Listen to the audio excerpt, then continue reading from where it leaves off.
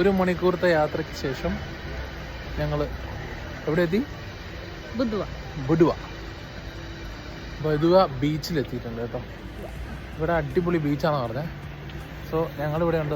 ഞങ്ങളുടെ ബാക്കി ആൾക്കാർ പുറകെ വരുന്നുണ്ട്. ഇതിൽ പഴയകാല ഒരു കോട്ടയാണ്, അതിനപ്പുറത്ത് കടലും.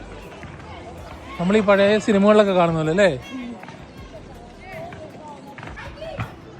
ദ അയൺ ഗേറ്റ് ഇതാണ് സംഭവം. അടിപൊളി.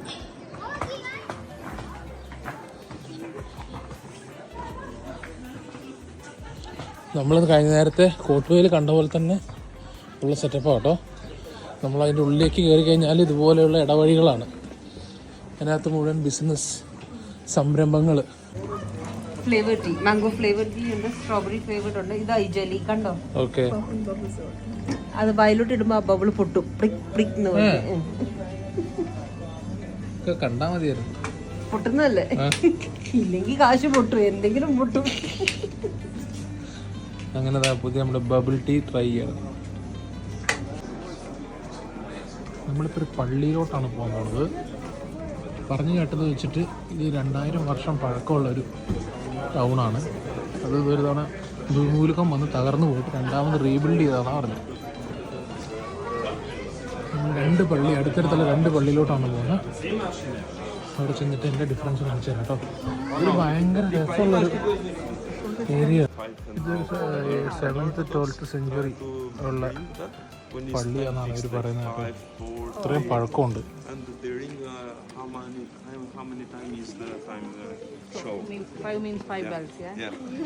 അതുപോലെ തന്നെ ഇതൊരു പള്ളിയാണ്. They have more statue, but the Orthodox have a lot of icons, so they make scenes to be more familiar with the believers, and also they try to show they are familiar and they live for real. They exist. They have so many proofs that they make like magic, like to make a bless, to make good, you know.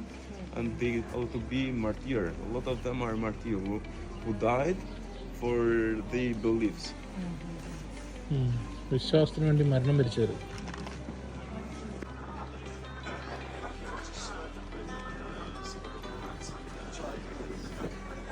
ഇതൊരു പള്ളിയാട്ടോ.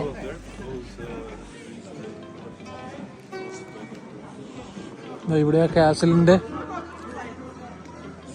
ഒരു മതിലാണ് ഈ സൈഡില്.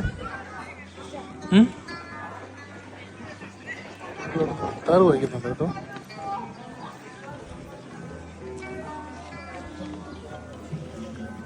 രണ്ടാമത്തെ പള്ളി ഇതാണ്. പള്ളിയുടെ മുൻവശം. 2 പള്ളിയും തൊട്ടടുത്തടുത്താണ്.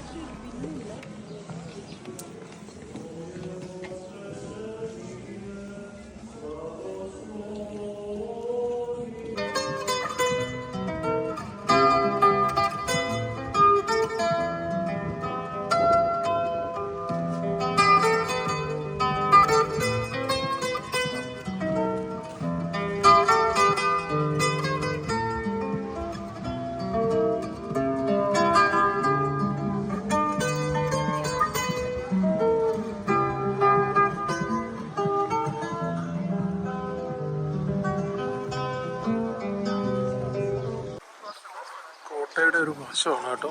ഇവിടെ ഒരു ഓപ്പണിങ്, ഇവിടെ അതിൻ്റെ കോട്ടയുടെ ഭാഗം. ഇത് നമ്മൾ നേരത്തെ കണ്ട പള്ളി, അതിൻ്റെ പുറകിലും മറ്റേ പള്ളി. ഇവിടെ ഒരു അടിപൊളി ബീച്ച് സൈഡാണ്. ഇതിങ്ങനെ കടലാക്രമണം കൊണ്ട് തകർന്നു പോയതാ. സൺസെറ്റ് കാണാൻ വേണ്ടി വന്നതാണ് ഞങ്ങൾ. പോണു സൂര്യൻ താഴോട്ട്. അങ്ങനെതാ സൂര്യൻ അസ്തമിക്കുമ്പോൾ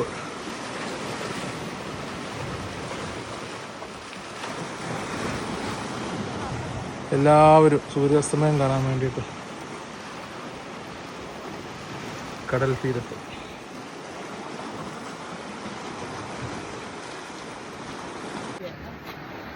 അപ്പോ നമ്മളിവിടെ ബുഡുവ സൺസെറ്റ് കഴിഞ്ഞ് ഇന്നത്തെ പരിപാടി എല്ലാം അവസാനിപ്പിച്ച് രണ്ടാമത്തെ ദിവസം നമ്മൾ തിരിച്ച് Return to hotel, return to Albania. അൽബേനിയയിലേക്ക് തിരിച്ചു പോവാണ്. അതെ, നമ്മള് മോണ്ടിനീഗ്രോയിൽ എല്ലാ ചടങ്ങും കഴിഞ്ഞു. നമ്മള് എല്ലാ ഏരിയ കവർ ചെയ്തു. ഇനി വീണ്ടും അടുത്ത ലൊക്കേഷനിലേക്ക്. അതുവരെ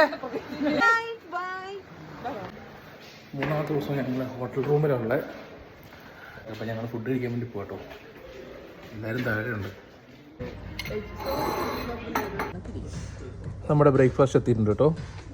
രണ്ടുപേരും നോമ്പുകാരായതുകൊണ്ട് ജിസി ചേച്ചി ജസ്റ്റി അവർ വെജിറ്റേറിയന് വേണ്ടി കാത്തിരിക്കുകയാണ്.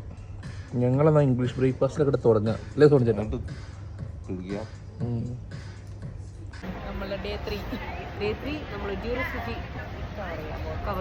അവിടെ എന്തൊക്കെയാ ഉള്ളത്? അതെ, ഞങ്ങളെല്ലാവരും സിറ്റിക്ക് പോവാണ് ഇന്ന്. അൽബേനിയൻ സിറ്റി കാണാൻ വേണ്ടി പോവാണ്. പറ്റുവാണ് ഒരു അൽബേനിയൻ സിനിമയും കണ്ടിട്ട് വേണം തിരിച്ചു വരാൻ. ഞങ്ങൾ ബസ് വരാൻ വേണ്ടിയിട്ട് വെയിറ്റ് ചെയ്യാം കേട്ടോ. ഇവിടുത്തെ ഞങ്ങളുടെ ഹോട്ടലിന് തൊട്ടടുത്തുള്ള ബസ് സ്റ്റോപ്പിലുള്ള എല്ലാവരും അവിടെ ബസ് വെയിറ്റ് ചെയ്ത് നിൽക്കുന്നു. ബസ് അങ്ങനെ വരുന്നുണ്ട്. നമുക്കറിയത്തില്ല ഇവിടുത്തെ ബസ്സിൽ കയറിയത് സെറ്റപ്പ് എങ്ങനെയാണ്, എന്തൊക്കെ കാര്യങ്ങളാണെന്നുള്ളത്. ഒന്നാമതെ വശം വ്യത്യാസം ഉള്ളതുകൊണ്ട് തന്നെ ഞങ്ങൾ ബസ് സ്റ്റോപ്പ് കണ്ടുപിടിക്കാൻ കുറേ ബുദ്ധിമുട്ടി. ഭയങ്കര ക്ലൗഡി ആയിട്ടുള്ള കാലാവസ്ഥ കേട്ടോ.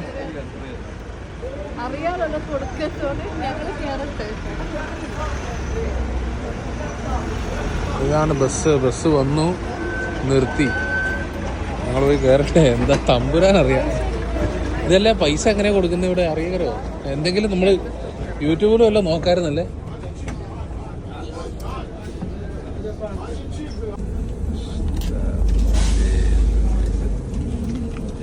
ഇതായോ?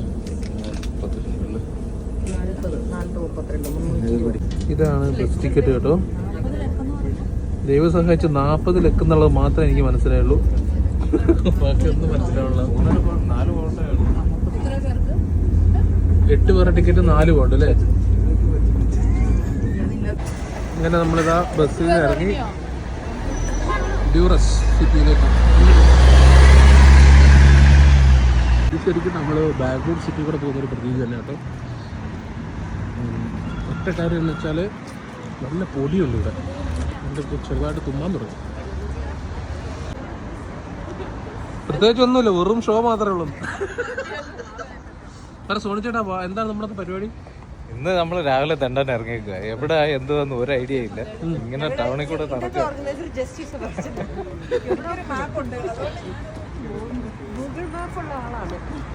സ്വന്തമായി ഗൂഗിൾ മാപ്പ് ഉള്ള ആളാ ജസ്റ്റിക്കുന്നത്. ജസ്റ്റ് എങ്ങോട്ട് കയറുന്ന ആ പറയും ഞങ്ങളും കയറും. ടൂ സ്റ്റാർ എന്ന് പറഞ്ഞിട്ടൊരു ഷോപ്പിംഗ് സെൻ്ററാണ്. ജസ്റ്റ് ചുമ്മാ അതിനകത്തോട്ടൊക്കെ ഒന്ന് കയറി എല്ലാ സംഭവം നോക്കി വെച്ച് ഇറങ്ങാം എന്ന് വിചാരിച്ചു. നമ്മളൊരു ഇന്ത്യൻ റെസ്റ്റോറൻറ്റ് തപ്പി വന്നു കേട്ടോ. സെമ. അത് അടഞ്ഞു കിടക്കുന്നു. എങ്ങനെ ഇരിക്കുന്നു? പവന ശവായി. പിന്നെ അടുത്ത സ്ഥലം തപ്പി പോവാം.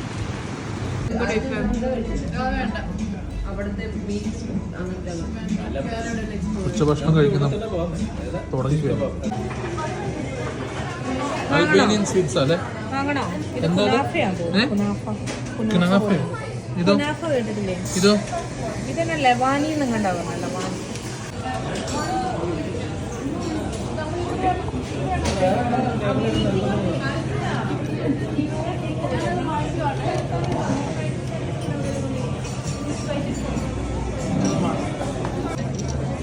ആ പ്ലേറ്റ് അങ്ങോട്ട് മാറ്റി വെച്ചോ.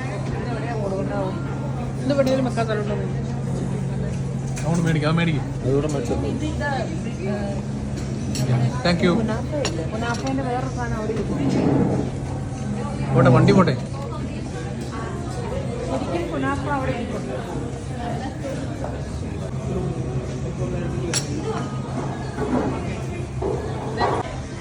നമ്മൾ എന്തൊക്കെയാ മേടിച്ചത്? ഒരു കിൻഡർ, ഒരു ദുബായ് ചോക്ലേറ്റ്, പിന്നെ ഇതെന്താ പേരറിയില്ല, കുനാഫയാന്ന് തോന്നുന്നു. കുനാഫ. ഇന്നത്തെ യാത്രയെല്ലാം കഴിഞ്ഞ് ഭക്ഷണവും കഴിച്ച് ഞങ്ങൾ 2 ടാക്സികളിലായി ഹോട്ടലിലേക്ക് പോവുകയാണ്.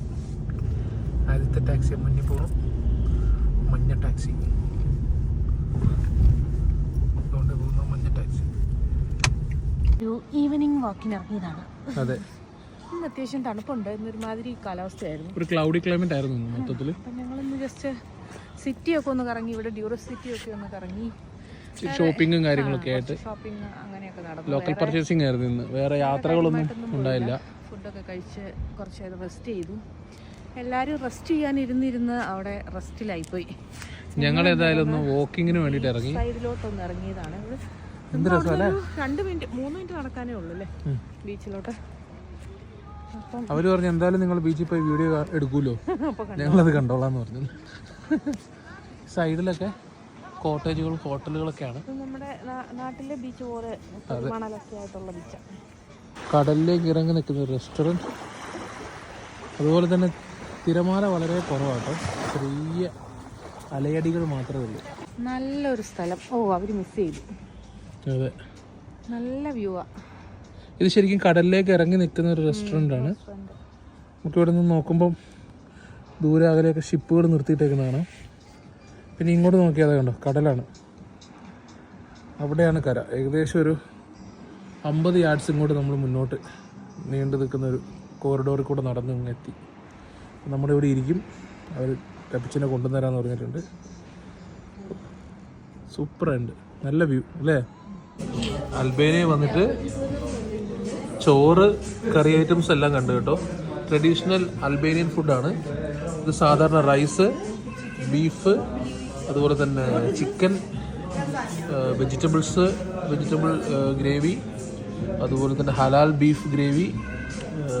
അത് ലാസ്റ്റ് ഇരിക്കുന്നത് നമ്മുടെ കൂൺ കറി. ഇങ്ങോട്ട് വന്നു കഴിഞ്ഞാൽ ചിക്കൻ ഫ്രൈ, അങ്ങനെയുള്ള ഐറ്റംസ്. എനിവേ ട്രഡീഷണൽ ആയിട്ടുള്ള ഫുഡാണ് ഇവിടെ കേട്ടോ.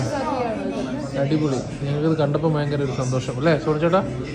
ചോറ് കണ്ടപ്പോൾ എന്ത് തോന്നി? ഇവിടെ വന്നപ്പോൾ നമ്മുടെ നാടൻ ചോറ്, കറി, സ്റ്റൂവ്. നാട്ടിലാണെങ്കിൽ ഇതൊട്ട് ഇല്ലാതെ ചേച്ചി എന്ത് ഫീൽ ചെയ്യുന്നു? ഒരു സന്തോഷം. മീൻകറി കൂടി ആവായിരുന്നു. ഫിഷ് ഇല്ലെന്ന് പറഞ്ഞോ? അപ്പൊ ഇന്നത്തെ ഡിന്നർ ചോറ്, ചിക്കൻ, ഇതെന്താ ഭാഗ്യം, വെജിറ്റബിൾ എന്തോ ഒരു സംഭവം, സൂപ്പ്, ഇത് കോഫയോ എന്തോ സംഭവം. അങ്ങനെ അൽബേനിയ വന്ന് ചോറ് കണ്ടതിന്റെ സന്തോഷത്തിലാണ് ഞങ്ങൾ.